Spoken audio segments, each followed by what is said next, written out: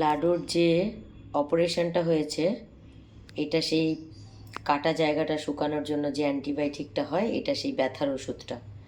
তো এই ওষুধটা আগের দিন আমি গুঁড়ো করে প্রথমে তেলাপিয়া মাছের ভেতরে দিয়েছি, খায়নি।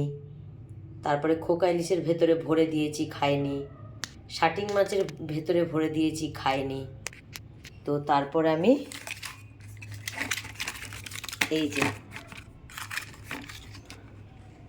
এইটার সাথে দিয়েছিলাম। তো এইটার সাথে দিয়ে সেদিন তো খেয়েছিল, তো আজকে আবার দেখা যাক খায় কি না।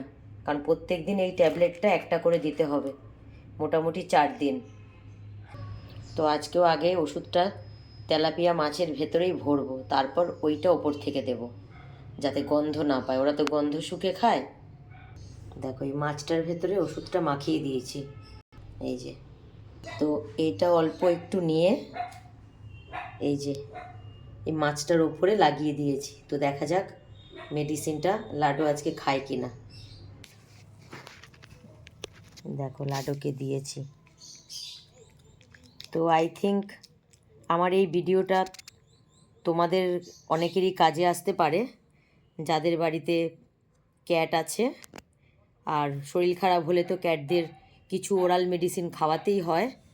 তো দেখো ও কিন্তু খেয়ে ফেলেছে। আগের দিন আমি অনেক চেষ্টা করেছি, করে আমার মাথায় এই আইডিয়াটা এসছে। যেহেতু এই মিওর ওই গ্রেভিটা আমি কাঠবিড়ালির জন্য এনেছিলাম, তো ওই জন্য আমি ওটা দিয়ে ট্রাই করেছিলাম, অনেক কিছু ট্রাই করার পর। তো দেখো তোমাদের বাড়িতে যাদের ক্যাট আছে তারাও কিন্তু এই সমস্যায় পড়ো সাধারণত, ক্যাটদের ওরাল মেডিসিন খাওয়ানোর ক্ষেত্রে। তো আমার এই ভিডিওটা দেখো তোমরা, যদি দেখে এই ভিডিওটা তোমাদের কোনো উপকারে আসে। এই দেখো ও কিন্তু খেয়ে ফেলেছে পুরো মেডিসিনটাই। দেখো ক্যাটদের মেডিসিন খাওয়ানোর কত সহজ পদ্ধতি। এটা আমি নিজে থেকেই এটা ট্রাই করে করে বার করেছি।